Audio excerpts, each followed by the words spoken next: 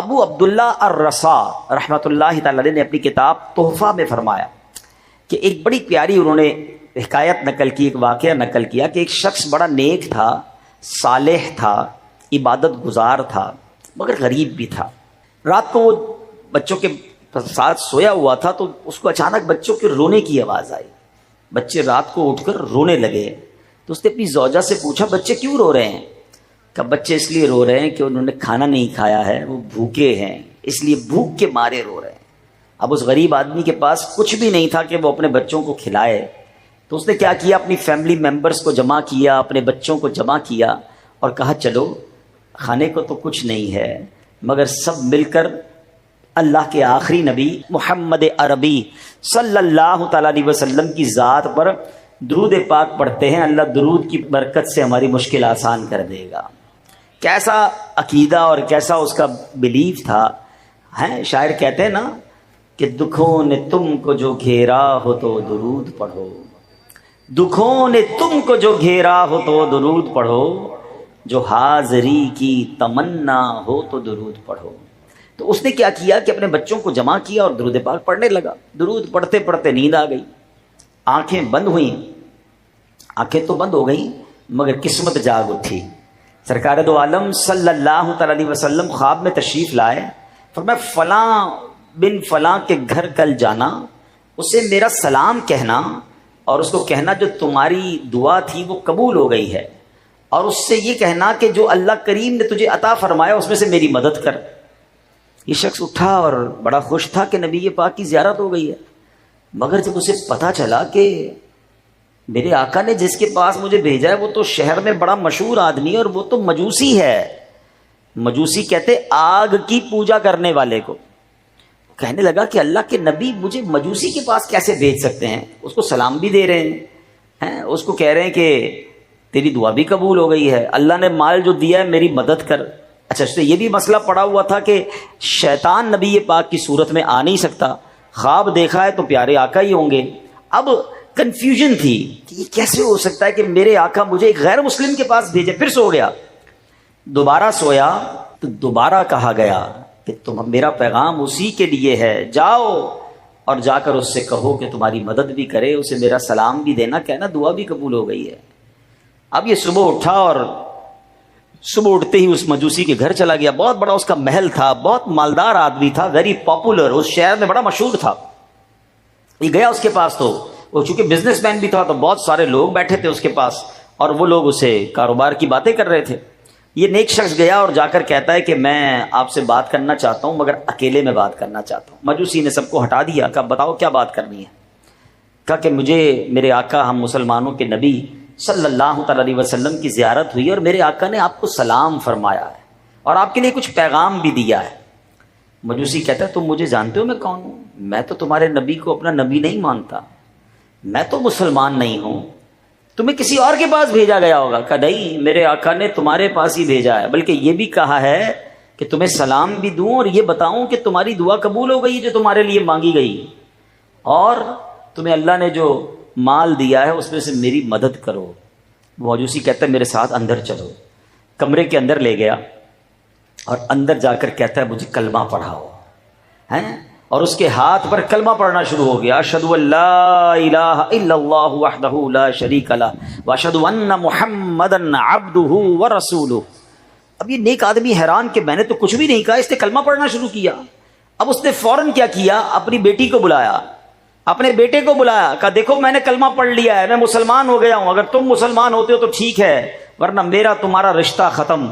بچے کہتے ہیں ابا جان آپ ہمارے والد ہیں، ہم بھی کلمہ پڑھتے ہیں، بچے مسلمان ہو گئے۔ اب اس نے تمام جو تاجر اس کے گھر میں موجود تھے سب کو کہا سنو میں مسلمان ہو گیا ہوں، تم میں آج جو مسلمان ہو جائے جو میرے پیسے تمہاری طرف ہیں میں معاف کر دوں گا، اور اگر مسلمان نہیں ہوتے ہو میرا حساب دو، میرا آج سے تم سے تعلق ختم۔ کئی لوگوں نے کلمہ پڑھنا شروع کر دیا، مسلمان ہو گئے۔ اب یہ جو نیک بندہ پیغام لے کر آیا تھا یہ پریشان ہو گیا، کہتا ہے بھائی مجھے بتاؤ تو صحیح ماجرا ماجرا کیا ہے؟ ابھی تو میں نے بات پہنچائی ہے، آپ نے بھی کلمہ پڑھ لیا، آپ کی فیملی کے لوگ، آپ کے دوست بھی کلمہ پڑھنے لگے ہیں، مجھے بات تو بتائیں۔ کہا بات اب میں تمہیں بتاتا ہوں، بات یہ ہے کہ میری بچے اور بچی کی شادی کچھ دنوں پہلے ہوئی ہے۔ اچھا، مجوسی مذہب میں بھائی بہن کی شادی بھی لوگ کیا کرتے ہیں۔ کہ میرا بیٹا اور میری بیٹی ہے، میں نے ان دونوں کی شادی کی تھی، بہت بڑی دعوت کی، بڑے جناب کھانے پکائے، اور میں نے جب دعوت سے فارغ ہوا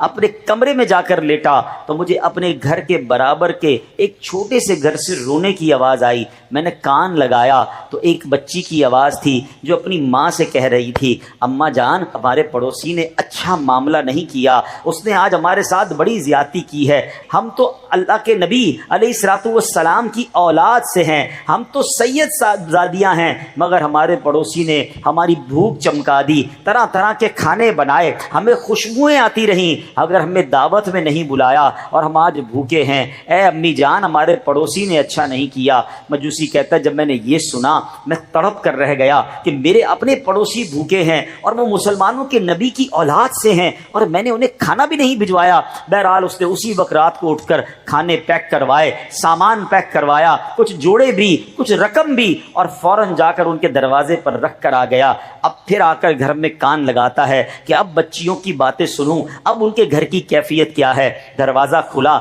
کھانا اور تحفے اندر گئے، بچی بڑی خوش ہے، ماں سے کہتی ہے امی جان دیکھو تو صحیح ہمارے پڑوسی نے کتنی ساری چیزیں بھجوائی ہیں۔ تو ماں کہتی بیٹا کھانا کھا لو، مگر وہ بیٹی رک جاتی ہے، کہتی اماں جان ہم کیسے کھانا کھائیں، یہ کھانا تو غیر مسلم کے گھر سے آیا ہے، یہ تو مسلمان نہیں ہے۔ سبحان اللہ۔ تو ماں کہتی بیٹا اب ایسا کرو، پڑوسی نے تو تحفہ بھیج دیا ہے، ہم اس سے دعاؤں کا تحفہ دیتے ہیں۔ اب سید زادی نے ہاتھ اٹھائے اور دعا کرتی ہے کہ اے امی جان میں دعا کرتی ہوں آپ آمین کہیں کہ اللہ ہمارے پڑوسی کو ایمان کی دولت نصیب کر دے، اور ہم دعا کرتے ہیں کہ یا اللہ جس طرح اس نے آل رسول کی خدمت کی ہے قیامت کے دن نبی پاک کی اسے شفاعت نصیب کرنا۔ ماں بیٹی دعا کر رہی ہیں۔ اللہ اکبر۔ مجوسی کہتا اب یہ کل کی تو بات ہے کہ یہ ماں بیٹی دعائیں کر رہی ہیں اور آج تمہارے نبی نے میرے پاس تمہیں بھیج دیا ہے اور یہ بھی کہا ہے کہ وہ دعا قبول ہو گئی ہے۔ سبحان اللہ۔ پھر میں کیوں نہ ایمان لے آؤں، پھر میں کیوں نہ ان کا کلمہ پڑھ لوں۔ اللہ اکبر۔ اب وہ مجوسی کہتا ہے سنو سنو، میری بیٹی اور بیٹے کی جب شادی ہوئی تھی تو میں نے ان کو آدھی جائیداد دے دی تھی، آدھی جائیداد اپنے پاس رکھی تھی، مگر اب چونکہ دونوں مسلمان ہو گئے ہیں ان دونوں میں اب جدائی کر دی گئی ہے، آدھی جائیداد بچ گئی ہے، سنو یہ آدھی جائیداد میں تمہارے نام کرتا ہوں، جاؤ یہ مال لے کر جاؤ اپنے بچوں کے ساتھ خوشحالی والی زندگی گزارو۔ تو اے میرے پیارے اسلامی بھائیوں، اس ایک واقعے سے کتنے درس ملتے ہیں۔ تکلیف ہو، پریشانی ہو، کسی سے نہ کہیں۔ آج کل پرابلم یہی تو ہو گیا ہے کہ اب اپنے دکھ اپنے پرابلم دنیا والوں کو بتاتے ہیں، چھوٹی چھوٹے مسئلے کے لیے کبھی اس کے پاس کبھی اس کے پاس۔ نہیں، دنیا والے مدد نہیں کرتے، دنیا والے بعض اوقات تو مذاق اڑاتے ہیں، بعض اوقات تو ہماری پرابلم کو دیکھ کر انجوائے کر رہے ہوتے ہیں۔ شاعر لکھتے ہیں نا، دنیا والے تو درد دیتے ہیں، زخمی دل کی دوا مدینہ ہے۔ دنیا والوں کے آگے ہاتھ نہ پھیلائیں، دنیا والوں کو پرابلم نہ بتائیں، بتائیں تو اللہ کو بتائیں۔ اللہ نے اپنے حبیب علیہ الصلوۃ والسلام کو بڑا کریم بنایا ہے، نبی پاک اپنے امتیوں پر بڑے مہربان ہیں، ان کی بارگاہ میں عرض کرے نا، دنیا والوں کو نہ بتائیں۔ ایک اور شاعر کہتے ہیں نا، کسی کا احسان کیوں اٹھائیں، کسی کو حالات کیوں بتائیں، کیوں بتائیں کسی کو ہم پرابلم میں، کیوں بتائیں کسی کو تکلیف میں، کسی کا احسان کیوں اٹھائیں، کسی کو حالات کیوں بتائیں، آقا تمہیں سے مانگیں گے تم ہی دو گے، تمہارے در سے ہی لو لگی ہے۔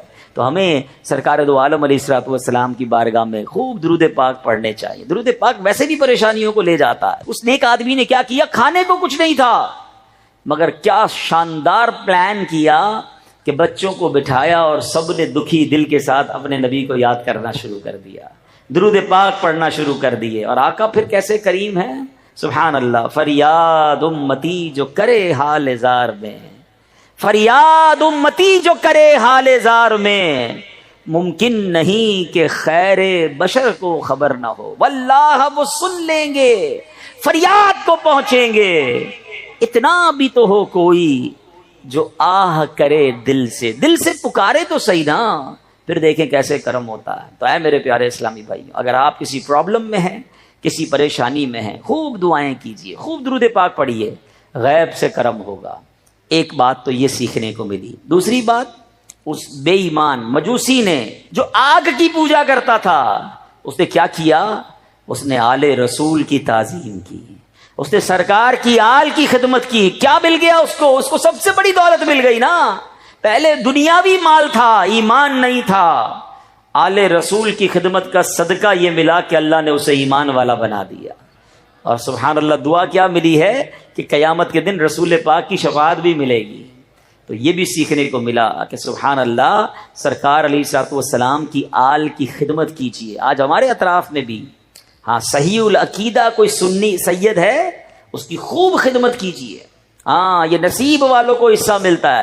بلکہ میرے شیخ طریقت امیر اہل سنت تو اہل بیت سے، آل رسول سے اتنا پیار کرتے ہیں کہ آپ نے فرمایا کہ اپنی کمائی کا کچھ حصہ مختص کر دیں آل رسول کی خدمت کے لیے، ہیں، اور پھر اس حصے سے سید خاندانوں کی، سید صاحبان کی خدمت کریں۔ ارے جس کے نانا کا صدقہ کھا رہے ہیں، اگر ان کی اولاد کی خدمت کر دیں گے تو انشاءاللہ بیڑا پار ہو جائے گا۔ سیدی اعلیٰ حضرت کہتے ہیں نا، سب مل کے پڑھیں گے، تیری نسل پاک میں ہے بچہ بچہ نور کا، تیری نسل پاک میں ہے بچہ بچہ نور کا، تو ہے عین نور تیرا سب گھرانہ نور کا۔ تو انشاءاللہ آل رسول کی خدمت کریں گے، انشاءاللہ ادب کریں۔ جو پتہ چل جائے یہ سید ہیں، ان سے ادب سے بات کریں، ان کو احترام سے پیش آئیں۔ سبحان اللہ، امیر اہل سنت ہمارے بانی دعوت اسلامی کا تو بڑا پیارا انداز ہے کہ اگر کوئی چیز تقسیم کر رہے ہیں، پتہ چل جائے یہ سید ہیں، اسے ڈبل عطا فرماتے ہیں۔ سبحان اللہ۔ تو بہت سارے طریقے ہو سکتے ہیں جس سے آپ سید صاحبان کی خدمت کریں، اور پھر درود پاک کی فضیلت کا بھی پتہ چل گیا۔ تو آئیے مل کر محبت کے ساتھ با آواز بلند درود پاک پڑھ لیں۔ صلو علی الحبیب صلی اللہ تعالی علی محمد صلی اللہ علیہ وسلم۔ آج جو جامعۃ المدینہ ٹنڈو جام میں بن چکا ہے، جس کا افتتاح ہے، سبحان اللہ، وہ ایک بڑی کمال کی ہستی کے نام پر ہے، امام غزالی رحمۃ اللہ تعالی علیہ۔ امام غزالی کا نام پتہ ہے کیا ہے؟ محمد بن محمد غزالی، یعنی آپ کا نام بھی محمد، آپ کے والد کا نام بھی محمد، آپ کے دادا کا نام بھی محمد۔ آپ کے والد صاحب جو تھے نا، شیخ محمد، یہ بڑے کمال کی شخصیت تھے، علماء کا بڑا ادب کرتے تھے، علماء کی محفلوں میں جاتے تھے۔ آپ کو بیٹے کی بڑی تمنا تھی، تو شیخ محمد جب کسی محفل میں جاتے، وہاں جا کے دعا کرتے کہ یا اللہ مجھے بیٹا بھی عطا فرما اور اسے عالم بھی بنا دے، اسے دین کا عظیم مبلغ بنا دے۔ ابھی ہم سب کے لیے یہ بھی درس ہے، لوگ بیٹا تو مانگتے ہیں مگر اس لیے مانگتے ہیں کہ میرا وارث آ جائے، میری نسل آگے بڑھے، میرا گھر کا کوئی سہارا آ جائے۔ اگر اس میں یہ نیت شامل کر لی جائے کہ اللہ بیٹا بھی دے اور اس بیٹے کو دین کا عظیم عالم بھی بنا دے، اے اللہ اسے مفتی بنا دے، اسے مبلغ بنا کہ جو جا کر دنیا بھر میں دین کی خدمت کرے اور میرا نام روشن کرے۔ تو ہمیں یہ سوچ رکھنی چاہیے۔ اللہ نے ان کی دعا کیسی قبول کی کہ اللہ نے ان کو ایسا بیٹا دیا جو کروڑوں لوگوں کی تقدیر بدلنے والا بن گیا۔ اور سبحان اللہ، جب بیٹا ہوا تو بیٹے کا نام بھی انہوں نے محمد رکھا، اپنا نام بھی محمد تھا، ان کے والد کا نام بھی محمد تھا، اپنے بیٹے کا نام بھی محمد رکھا۔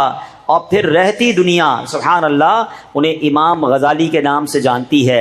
امام غزالی رحمۃ اللہ تعالی علیہ کے یہاں جو بیٹا ہوا اس کا نام آپ نے حامد رکھا، اسی لیے امام غزالی ابو حامد آپ کی کنیت ہے۔ اب یہاں ایک بات سیکھنے کو ملی، ہم انشاءاللہ بات بھی کرتے جائیں گے بزرگوں کی، مگر اپنے لیے بھی کچھ نہ کچھ مدنی پھول لیتے جائیں گے کہ بیٹا کی دعا کرنی ہے تو نیک اولاد، نیک بیٹے کی دعا کرے، اور اپنے بیٹوں کو پھر بنائیں بھی عالم۔ سبحان اللہ، سوچے نا کتنی بڑی فضیلت ہے اس والد کے لیے کہ جس کا بیٹا عالم دین بن جائے۔ اب ایک اور بات یہ سیکھنے کو ملی کہ نام کیا رکھا؟ محمد۔ اپنا نام حالانکہ محمد تھا۔ ہمارا ایک اور پرابلم ہے آج کل، جناب یہ والا نام نہ بتائیں، یہ تو ہمارے خاندان میں موجود ہے، کوئی ہٹ کے نام بتائیں، یونیک نام چاہیے۔ پورے ٹنڈو آدم میں، پورے ٹنڈو جام میں یہ نام نہیں ہونا چاہیے جو ہمارے بچے کا ہو. ارے بھائی کیوں نہیں ہونا چاہیے؟ اور الگ نام کے چکر میں عجیب عجیب نام رکھ رہے ہیں، انگریزوں کے نام رکھ رہے ہیں، عجیب عجیب چیزوں کے نام رکھ رہے ہیں. اتنا علم تو ہے نہیں. کیا حرج ہے اگر ہمارے گھر میں ایک سے زائد محمد ہوں، ایک سے زائد فاطمہ ہوں، ایک سے زائد مریم ہوں؟ سبحان اللہ. میں آپ کو بتاؤں، کبھی موقع ملے تو یہ جو اصحاب بدر تھے 313، ٹھیک ہے، اس وقت دنیا میں 313 ہی گویا، مطلب اگر میں اجمالاً بات کروں تو وہی کلمہ پڑھنے والے مسلمان مرد تھے. ان کے نام تو پڑھے ہیں، اصحاب بدر کے نام کا وظیفہ ویسے بھی بڑا مقبول ہے، کبھی ان کے نام کا ورد کریں تو آپ کو اندازہ ہوگا کہ ان 313 میں بہت سارے عبداللہ ہیں، بہت سارے عمر ہیں، بہت سارے زید ہیں، بہت سارے حارث ہیں، ایک ہی نام ہے. اور محمد نام، سبحان اللہ. سنو، اپنے خاندان میں جب بیٹا پیدا ہو تو یا تو اس کا نام محمد رکھیں یا احمد رکھیں. سرکار دو عالم صلی اللہ تعالی وسلم نے فرمایا کہ جو عشق مصطفیٰ میں برکت کے لیے اپنے بیٹے کا نام محمد رکھے وہ اور اس کا بیٹا جنت میں جائیں گے. ایک اور جگہ نبی پاک فرماتے ہیں جس نے برکت کے لیے میرے نام پر نام رکھا قیامت تک صبح و شام اس پر برکت نازل ہوتی رہے گی. کیسا پیارا نام ہے، آنکھوں کا تارا نام محمد، دل کا اجالا نام محمد، آنکھوں کا تارا نام محمد، دل کا اجالا محمد. روزے قیامت میزان و پل پر، روزے قیامت میزان و پل پر دے گا سہارا نام محمد، دے گا سہارا نام محمد. آنکھوں کا تارا دل کا اجالا. تو اتنا پیارا نام ہے مگر نہیں رکھتے ہیں. اچھا سبحان اللہ. اب یہ بھی ذہن میں خیال آئے گا کہ یار پھر پہچان کیسے ہوگی، ایک گھر میں بہت سارے محمد ہو جائیں گے. اس کا طریقہ میں آپ کو بتاتا ہوں. سیدی اعلیٰ حضرت امام اہل سنت کا بھی یہ انداز، اور میرے شیخ طریقت امیر اہل سنت بھی، جب بھی ان سے کوئی لڑکے کا نام پوچھتا ہے نا وہ نام رکھیں گے محمد، ٹھیک ہے. پھر پکارنے کے لیے رمضان رضا، زمزم رضا، بغداد رضا، کوئی بھی نام، اچھے صحابہ کے نام رکھ لیں، کوئی بھی نسبت والا نام رکھ لیں. تو اب اس سے کیا ہوگا، نام محمد ہو گیا، اب پکارنے کے لیے آپ کوئی بھی نام رکھیں. اچھا اس میں بھی سبحان اللہ نسبت کے لیے اعلیٰ حضرت جو بریلی کے تاجدار ہیں ان کی نسبت سے رضا بھی لگا دیں گے نام کے ساتھ، ہیں قربان رضا، بغداد رضا. تو اس سبحان اللہ یہ بڑوں کی بڑی باتیں ہوتی ہیں. تو کاش یہ بات سمجھ آ جائے کہ ہمارے گھر میں میرے آقا علیہ الصلوۃ والسلام کے نام مبارک سے برکتیں لے کر ہم بچوں کے نام رکھیں، صحابہ کی نسبت والے نام رکھیں، صحابیات کے نام رکھیں. انشاءاللہ بہت سارے نام ہیں، پھر برکت ہی برکت ہے. تو یہ بات بھی ہمیں سیکھنے کو ملی. اچھا امام غزالی بڑی کمال کی ہستی ہیں، مگر آپ کی زندگی میں ایک ٹرننگ پوائنٹ آیا تھا. 15 سال کی عمر تھی، آپ کہیں جا رہے تھے جرجان اور واپس تشریف لا رہے تھے پڑھائی وغیرہ کے معاملات میں. تو راستے میں ڈاکوؤں نے آپ کے قافلے کو لوٹ لیا. تو امام غزالی کے پاس نوٹس تھے. یہاں اسٹوڈنٹ بیٹھے ہیں تو وہ سمجھتے ہوں گے کہ جب پڑھتے ہیں یا سنتے ہیں لیکچر تو نوٹس لکھتے ہیں. ان کے بہت سارے نوٹس کی بک تھی. تو ڈاکوؤں نے جب بہت سارا سامان چھینا تو آپ کی نوٹس بک بھی لے لی. تو امام غزالی 15 سال کے تھے، آپ گئے ڈاکوؤں کے سردار کے پاس، کہتے ہیں بھائی سارے سامان سب رکھ لو، میری یہ کتابیں دے دو، میرے اس میں نوٹس ہیں، میں بہت سارا میرا علم چلا جائے گا. تو ڈاکوؤں کے سردار نے بڑی عجیب بات کہی کہ یہ کیسا علم ہے کہ نوٹس بک چلی جائیں گی تو تمہارا علم ہی چلا جائے گا، تم نے اب تک سیکھا کیا ہے. اب یہ بات امام غزالی کے دل پر چوٹ لگ گئی کہ بات تو یہ صحیح کہہ رہا ہے تو ڈاکو، مگر بات تو صحیح کہہ رہا ہے کہ اگر میری نوٹ بک چلی جائے تو میرا علم بھی چلا جائے تو میں نے پھر کیا سیکھا ہے. بس اب آپ کو بات سمجھ آ گئی. اب آپ نے جتنا بھی اس کے بعد علم سیکھا وہ سارا کا سارا زبانی یاد کر لیا، سارا حفظ کیا تاکہ کتاب نہ بھی بچے تو علم سینے میں محفوظ ہو جائے. تو سبحان اللہ اس قدر عظیم ہستی ہیں اور علم کا ایسا سمندر، تصوف کے اتنے بڑے امام بنے کہ سبحان اللہ رہتی دنیا آپ کو امام تصوف کہتی ہے. ایسی عظیم کتاب ہے جس کو آج بھی پڑھیں تو عقل حیران ہو جاتی ہے، اور اس کتاب کا نام ہے احیاء العلوم. احیاء العلوم کی تعریف بڑے بڑے اولیاء کرام اپنے زمانے کے بڑے بڑے صوفیاء کرتے رہے. اور سبحان اللہ اس کتاب کی اہمیت کو ذرا امیر اہل سنت کے الفاظ کے ذریعے سمجھیے. شیخ طریقت امیر اہل سنت بانی دعوت اسلامی امام غزالی اور ان کی کتاب احیاء العلوم کے بارے میں کیا فرماتے ہیں؟ آپ فرماتے ہیں کہ الحمدللہ جہاں میرے آقا اعلیٰ حضرت امام اہل سنت مولانا الشاہ امام احمد رضا خان علیہ رحمت الرحمان کا عقائد و اعمال کی پختگی کے معاملے میں مجھ پر فیضان ہے، وہاں باطن کی اصلاح میں حجت الاسلام سیدنا امام محمد بن محمد غزالی کا مجھ پر بڑا احسان ہے۔ امام غزالی کی منہاج العابدین اور احیاء العلوم وغیرہ پڑھتے ہوئے بارہا ایسا محسوس ہوتا ہے گویا مجھے ہی کان پکڑ کر سمجھا رہے ہیں کہ بڑا نیک بنا پھرتا ہے، ذرا اپنے آپ کو تو دیکھ، تجھ میں تو یہ بھی خرابی ہے، تیرے اندر تو وہ بھی برائی ہے۔ نیز جب بھی پڑھو ایسا لگتا ہے کہ روح کو نئی نئی غذائیں مل رہی ہیں۔ ان کی کتب ایک آدھ بار پڑھ کر رکھ دینے والی نہیں، زندگی کے آخری سانس تک پڑھے جانے کے لائق ہے۔ سرکار اعلیٰ حضرت اور امام غزالی کی مبارک کتابیں اگر مطالعے میں نہ آتی تو شاید میں برباد ہو جاتا۔ خدا کی قسم حجت الاسلام امام بن محمد غزالی نے احیاء العلوم لکھ کر امت پر احسان عظیم فرمایا ہے۔ اب آگے فرماتے ہیں، دعوت اسلامی کے تمام جامعات المدینہ اور مدارس المدینہ کے جملہ اساتذہ، ناظمین و ناظمات، طلبہ اور طالبات، سبھی مبلغین و مبلغات، تمام اسلامی بھائیوں اور اسلامی بہنوں کی نیز مدنی چینل کے ناظرین کی خدمات میں میری دست بستہ مدنی التجا ہے۔ یہ کون کہہ رہا ہے؟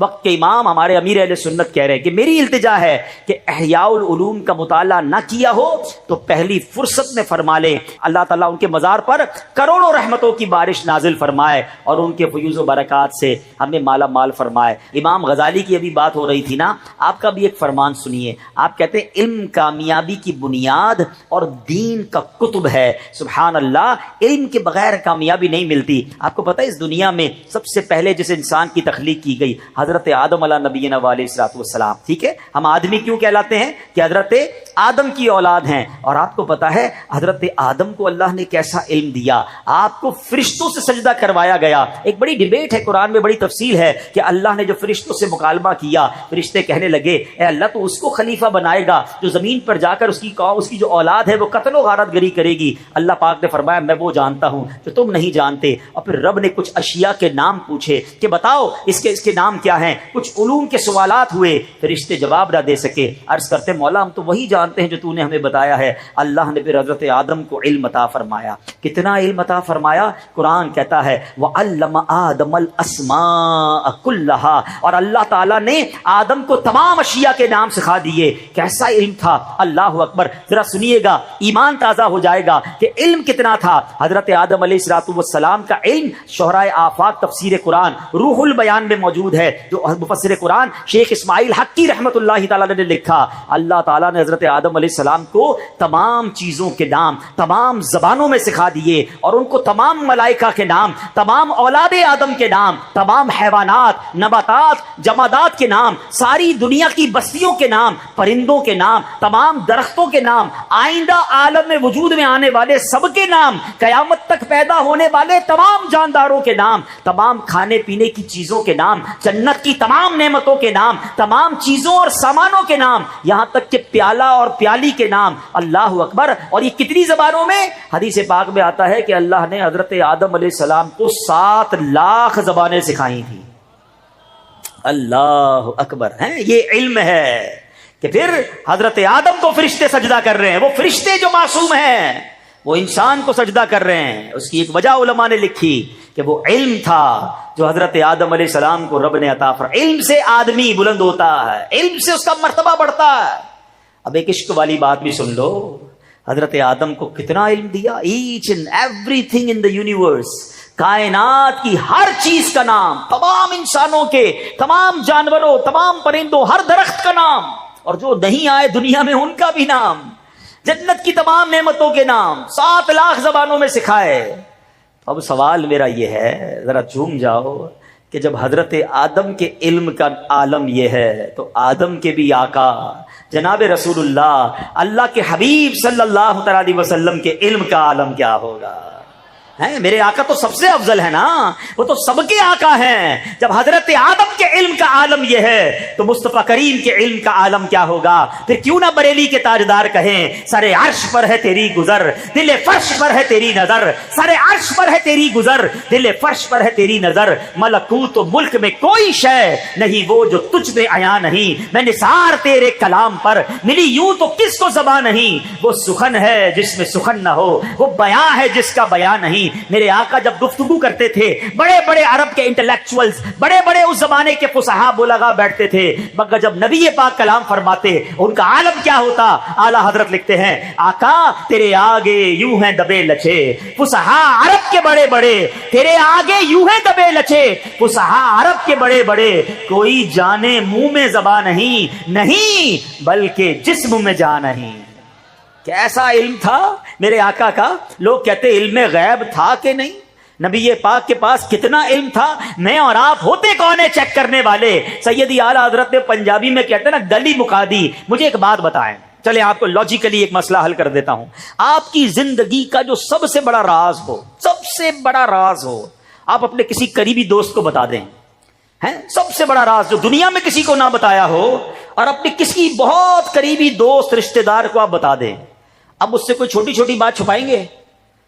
جب سب سے بڑا راز بتا دیا تو اور کیا چھپانا ہے؟ اب تو سب تو بتا دیا، ایسا ہی ہے نا؟ مجھے بتائیں سب سے بڑا غیب کیا ہے؟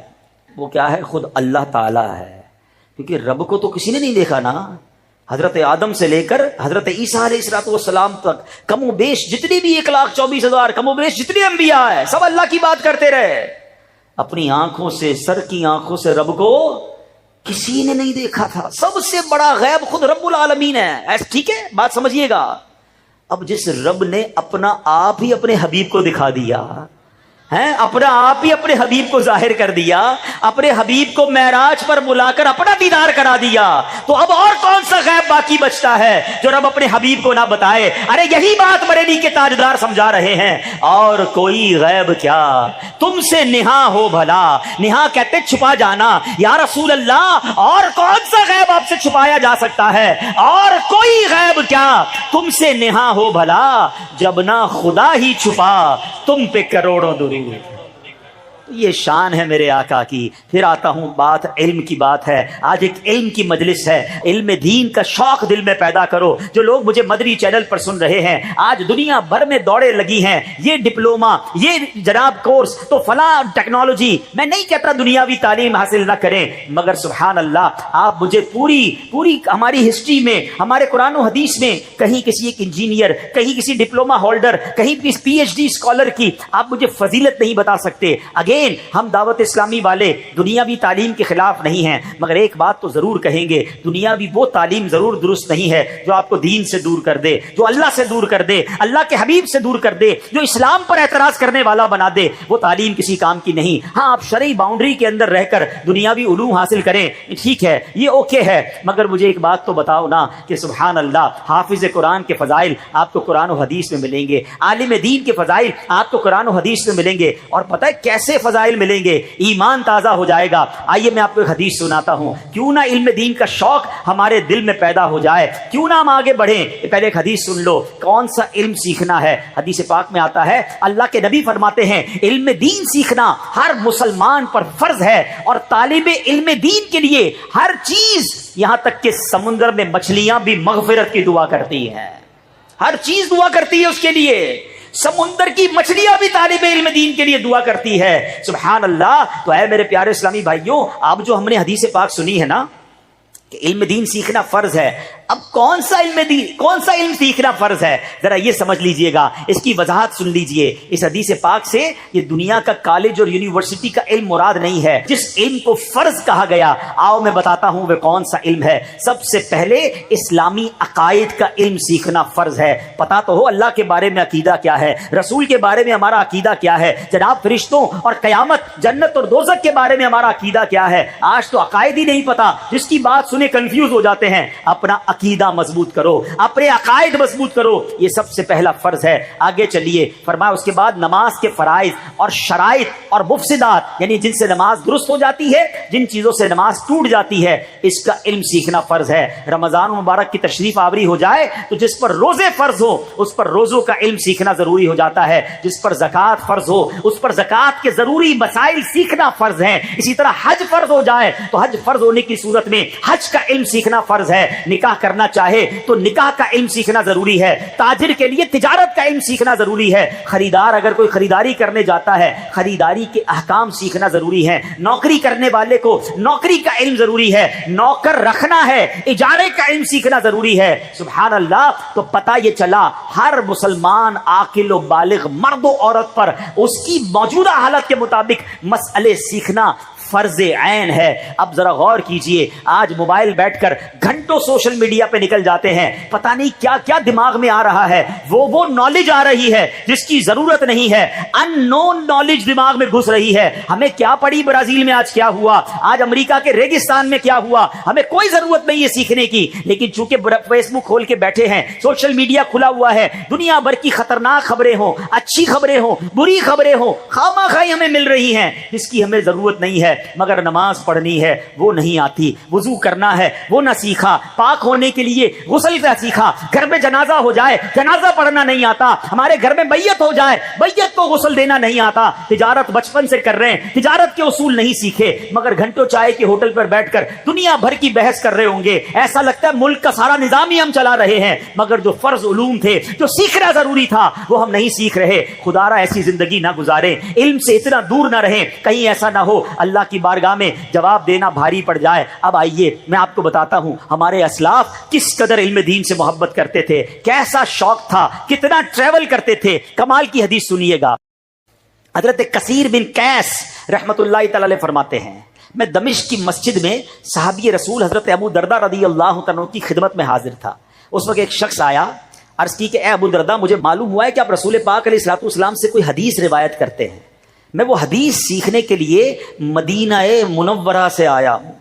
تھوڑا ڈسٹنس سمجھیے گا، مدینے سے شام دمشق، کس لیے؟ ایک حدیث۔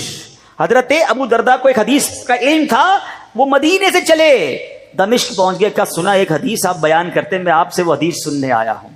تو حضرت ابو درداء کہتے ہیں کیا تم تجارت کے لیے نہیں آئے؟ ہو سکتا ہے تم بزنس کے لیے آئے ہو، ضمناً مجھ سے حدیث سننے آ گئے؟ کہتے نہیں۔ کہ تجارت کے علاوہ پھر کوئی اور کام ہوگا تمہیں؟